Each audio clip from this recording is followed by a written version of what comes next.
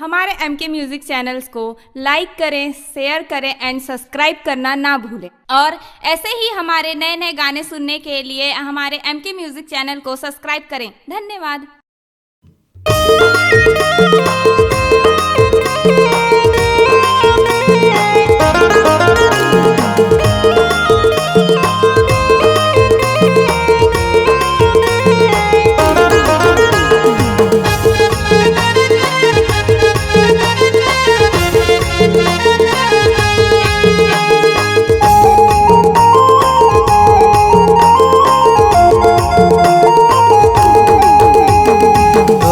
कर पैरी गुलाब गहना रे गुलाब गहना संगी नाचे लाया बे मोरे अंगना रे ते मोरे अंगना संगी नाचे लाया बे।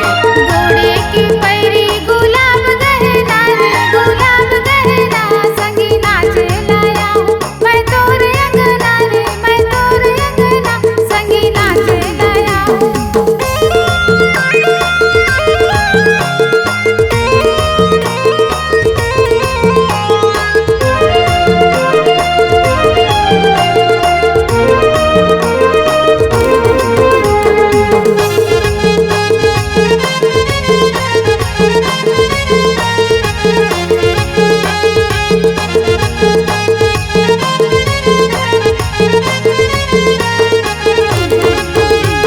बादों के आजोरी करम देना मंदर ला बजाऊं मैं रातिंग देना संगी सुन के दया बे मोरे अंगना रे ते मोरे अंगना संगी सुन के दया बे।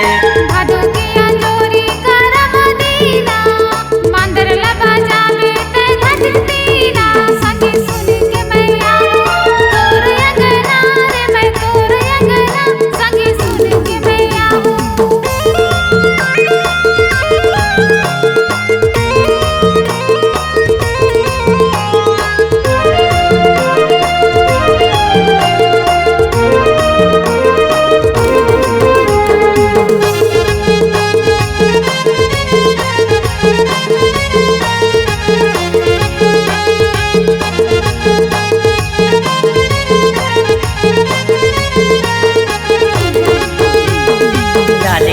लुगरा बना के तिरना पैन के दया बेरे चूड़ी कंगना संगी नाचे लाया बे मोरे अंगना रे ते मोरे अंगना संगी सुन के दया बे।